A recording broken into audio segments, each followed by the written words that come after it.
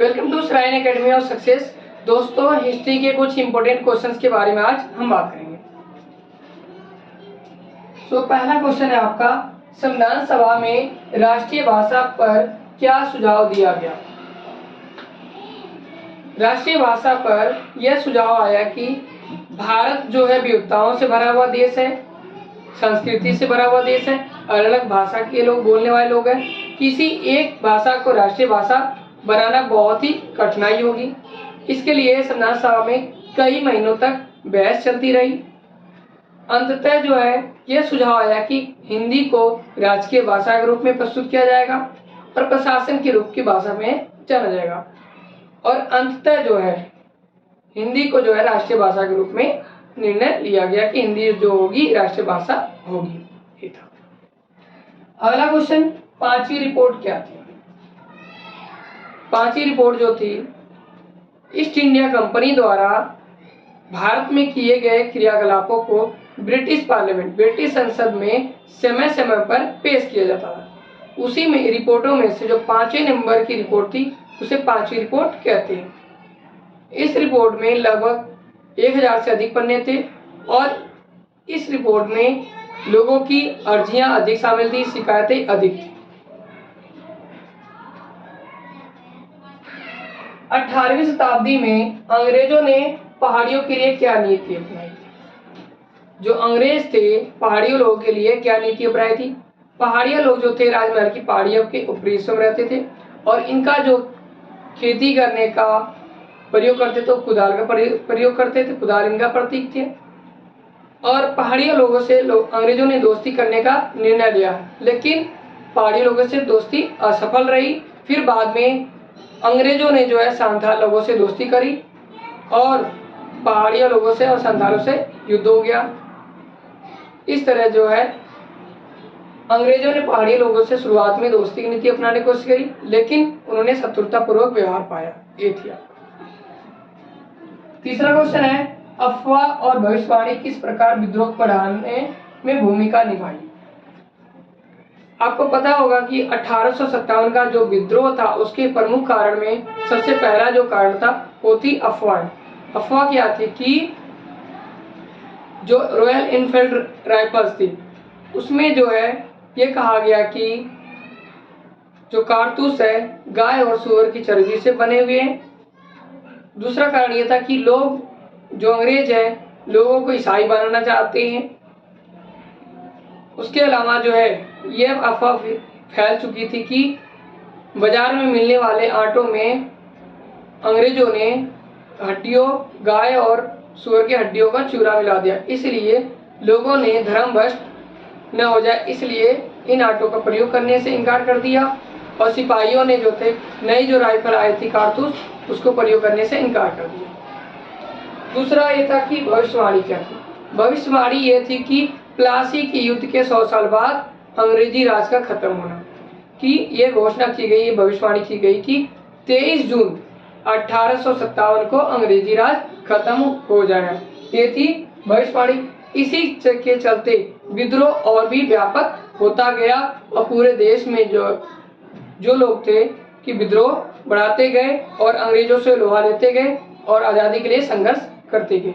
ये थी अफवाह और भविष्यवाणी का निष्कर्ष। नमक यात्रा का वर्णन करें।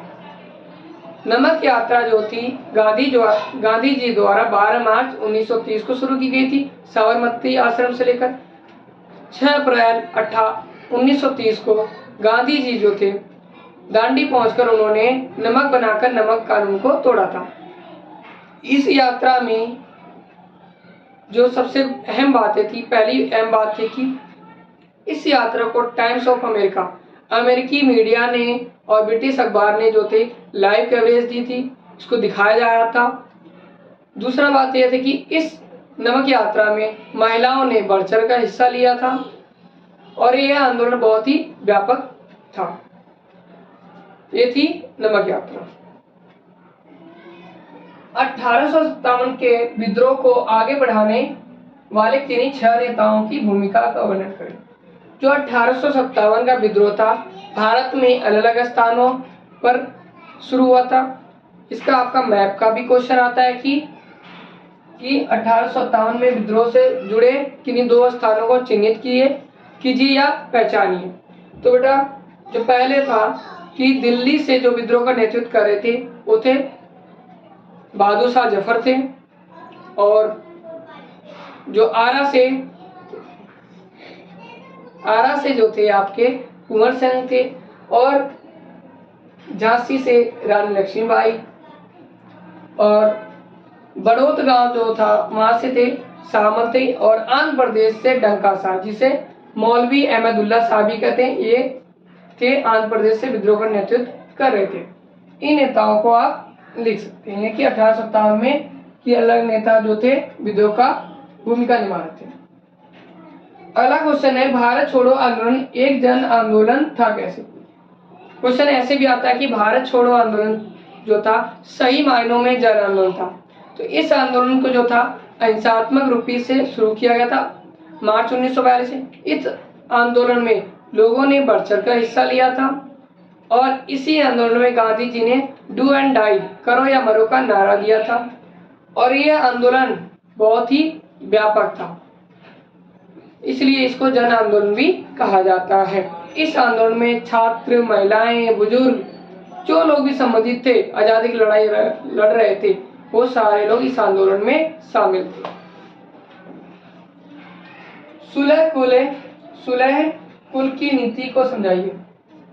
सुलह कुल की नीति क्या थी? सुलह कुल की नीति अकबर द्वारा शुरू की गई थी, और इस नीति के तहत जो इसका अर्थ होता है उसका अर्थ होता है पूर्ण शांति। इस नीति के तहत अकबर ने 2 मुख्य कार्य किए थे।